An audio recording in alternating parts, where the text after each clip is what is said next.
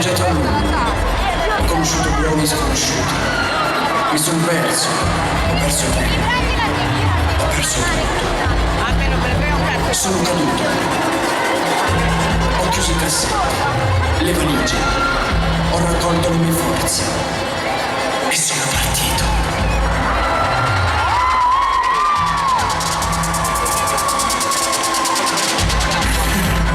Ho riso, ho gridato la gioia e il dolore.